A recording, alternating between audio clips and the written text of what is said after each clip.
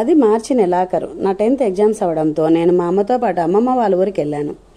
మా అమ్మమ్మ వాళ్ళది చాలా పెద్ద కుటుంబం. మా పెద్దక్కని కూడా మా చిన్న మేనమామకి ఇచ్చాము. మేము వెళ్ళేసరికి సాయంత్రం అయింది. అది చిన్న పల్లెటూరు, జనాభా తక్కువగా ఉంటుంది.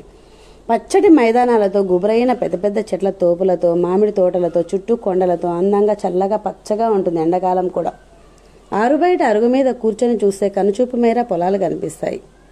మేము వెళ్ళేసరికి ప్రొద్దుతిరుగుడు పంట కోతలు జరుగుతున్నాయి. అప్పట్లో కరువుతో వచ్చిన నీటి ఎద్దడి కారణంగా ప్రొద్దుతిరుగుడు ఎక్కువగా పండించేవాళ్ళు. పగటిపూట కోతలు జరిగేవి. రాత్రిళ్ళు ధాన్యాన్ని ఆడించేవాళ్ళు మిషన్లలో. పగటిపూట కరెంటు కోతల వలన రాత్రిపూటే ఆడించేవాళ్ళు. పైగా బాగా గాలి వీస్తుంది కదా, గింజలు తూరిపెత్తడం కూడా త్వరగా అయిపోతుందని. ధాన్యం నూర్పిలు జరిగే ప్రదేశాన్ని కళ్ళం అంటాం మేము. అది ఊరికి దగ్గరలోనే ఉంటుంది. నేను, అమ్మ, మా అక్క కూతురు ముగ్గురం రాత్రి 10 గంటల తర్వాత కళ్ళం దగ్గరికి వెళ్ళాము.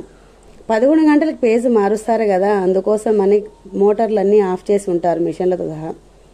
మీరందరూ వెళ్ళి ఆ లోపల భోజనం చేసి రండి, మేము ఉంటామని మా మామని, మా అన్నని, వాళ్ళ కొడుకుల్ని ఇంటికి పంపించేశాము. అది పౌర్ణమి ముందు రోజు కావడంతో వెన్నెల తెల్లగా పిండారు పోసినట్లు ఉంది. వాతావరణం చల్లగా ఆహ్లాదకరంగా ఉంది. అంత రాత్రి వేళ పొలం దగ్గర రావడం మాకు కొంచెం భయంగా అనిపించినా అదే మొదటిసారి మేము రావడం కూడా. కాస్త వాతావరణం చల్లగా ఉన్నా భయంగా ఉంది. ఎందుకంటే దాని పక్కన తుమ్మాన బావి ఉంది, కళ్ళం పక్కనే. అదంటే నాకు చాలా భయం. ఎందుకంటే నేను బాగా చిన్నగా ఉన్నప్పుడు ఒక తల్లి బిడ్డ ఆ బావిలో దూకి ఆత్మహత్య చేసుకున్నారు.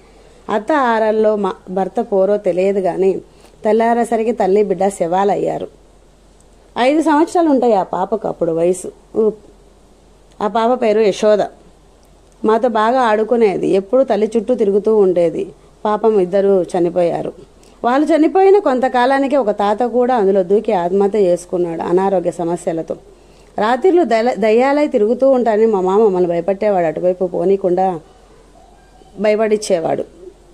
దాంతో మేము ఎప్పుడు వెళ్లేవాళ్ళం కాదు. ఆ బావికి 50 మీటర్ల దూరంలో ఎడమవైపు గుబురుగా చిట్టడివిలా ఉండే పెద్ద చెట్లతో కూడిన తోపు ఉండేది, చెట్ల తోపు. అందులో అక్కదేవతల గుడి, గంగమ్మ గుడి ఉండేది చిన్నగా. శివరాత్రి మరునాడు బోనాలు పట్టేవాళ్ళు అక్కడ. అక్కదేవతలు ఉన్న చోట ఆత్మలు రాత్రిళ్ళు పూజలు చేస్తాయని అనుకునేవాళ్ళు పల్లెటూర్లలో. అక్కదేవతల తోపికి కొంత దూరంలోనే చింత చెట్ల తోపు ఉంటుంది. ఆ 2 తోపుల మధ్యలో ఖాళీ చేను ఉండేది. పగటిపూట ఎంతో అందంగా పచ్చగా చాలా ఆహ్లాదంగా ఉండే ఆ చెట్లు రాత్రిళ్ళు మాత్రం చాలా భయంకరంగా ఉన్నాయి. దయ్యాలు పట్టినట్లు గాలికి ఊగుతూనే ఉన్నాయి ఆ చెట్లు. గబ్బిలాలు కీచులతో, గుడ్లగూపల అరుపులతో కాస్త భయానకంగా ఉంది ఆ ప్రాంతం. దిక్కులు చూస్తుంటే మా అమ్మ మాత్రం ఇవేం పట్టకుండా గింజలులో ఉండే పొట్టి ఉత్పత్తి పనిలో నిమగ్నమై ఉంది. గాలి బాగా వీస్తోందని. మేము ఇలా భయపడుతూనే మాట్లాడుకుంటూ అటు ఇటు చూస్తూ ఉంటే ఉన్నట్లుండి హఠాత్తుగా అక్కదేవతల తోపులో అంచి తెల్లటి ఆకారం అతివేగంగా చింతతోపు వైపు పరుగులు తీస్తోంది. అది ఎంత వేగంగా పరిగెడుతోంది అంటే గుర్రపు పందాలలో పరిగెట్టే తెల్లని గుర్రంలాగా పరిగెడుతోంది. మళ్ళీ అదే మెరుపు వేగంతో చింతతోపు నుండి ఆ అక్కదేవతల చెట్ల తోపులోకి పరిగెత్తుకుంటూ వెళ్ళి మాయమైపోయింది. మేము గట్టిగా అరిచాము ఆ ఆకారం చూసి. పనిలో ఉన్న మా అమ్మ ఏమైంది అలా అరుస్తున్నారని నన్ను అడుగుతుంటే అంతలోపే మా అక్క కూతురు దయ్యం అంటూ అరుచుకుంటూ ఇంటి వైపు పరుగులు తీసింది. నేను మా అమ్మ చేయి పట్టుకొని చాట అక్కడ పడేసి, దయ్యం ఉంది రా అమ్మ మనం ఇంటికి వెళ్ళిపోదామని లాక్కొని వెళ్ళిపోతున్నాం. మా అమ్మ పరిగెత్తడానికి కష్టంగా ఉంది పాపం. మెల్లగానే తీసుకొని గడ్డివాముల దారికి వచ్చేసరికి అందరూ బయటకు వచ్చారు మా అక్క కూతురు అరుపులకి.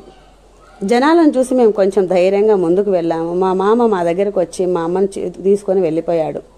ఆ దెబ్బకు నాకు మా అక్క కూతురికి ఒళ్ళంతా చెమటలు పట్టాయి. మాకు నీళ్ళు ఇచ్చి అరుగు మీద కూర్చోబెట్టారు. కాళ్ళ పదురు తగ్గనే లేదు. మాకి ఒళ్ళంతా పదురుతోంది.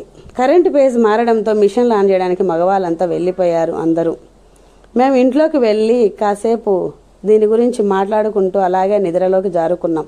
ప్రయాణ బడలికలతో తొందరగా నిద్ర పట్టేసింది. మేము పడుకొని తెల్లారి లేచేసరికి అందరు గట్టిగా నవ్వుతున్నారు వరండాలో కాఫీలు తాగుతూ. మేము వెళ్ళేసరికి మమ్మల్ని చూసి ఇంకా గట్టిగా నవ్వుతున్నారు. ఎందుకు ఇంత గట్టిగా నవ్వుతున్నారు అని అడిగాను. మా ఇంట్లో ఎక్కువ మీటింగులు కాఫీ టైంలోనే జరుగుతాయి, భోజనాల టైంలో కంటే ఎక్కువ. మీరు ఎందుకు నవ్వుతున్నారంటే మా మొహాలు చూసి ఇంకా ఎక్కువ నవ్వారు. మేము ఒకరి మొహాలు ఒకరు చూసుకొని ఏమైందని క్వశ్చన్ మార్క్ పెట్టుకున్నాం మొహాలలో. మీకు కనబడ్డ దయ్యం మాకు కూడా కనపడిందని మా పెద్దమామ కొడుకు ఆనంద్ అన్నాడు. ఏంది అన్నాను. మీకు కనిపించిన దయ్యం మాకు కూడా కనిపించింది, మిమ్మల్ని అడిగింది ఎలా ఉన్నారు అని వెటకారంగా అన్నాడు. దానికి నేను ఏమి మాట్లాడాలో అర్థం కాక అతని మొహం కేసి చూస్తూ ఉన్నాను. ఏం చెప్తున్నావు అని. అందుకు అబ్బాయి ఇలా అన్నాడు, మీకు రాత్రి కనిపించింది కదా ఆ దయ్యం మాకు కనిపించింది, బాగుంది అన్నాడు. తర్వాత మళ్ళీ అందరూ అన్న బొల్లు నవ్వారు. ఆ దయ్యాన్ని నేనే అన్నాడు. అక్కడ దయ్యం లేదు, గియ్యం లేదు, భూతం లేదు, నేనే ప్రేతాత్మని. అలా తెల్లగా బట్టలు వేసుకొని పరుగులు తీశాను అటువైపు ఇటువైపు. మీరు దాన్ని చూసి భయపడి ఇంటికి పరిగెత్తారు అని. మిమ్మల్ని భయపడిచ్చింది నేనే అన్నాడు. దానికి నేనేం మాట్లాడాలో అర్థం కాక అట్లే షాక్ అయి కొయ్యబారిపోయాను. అందుకే అంటారు పెద్దవాళ్ళు, కంటికి కనిపించేదివన్నీ నిజాలు కాదు అని. మన భయమే మనకు శత్రువు.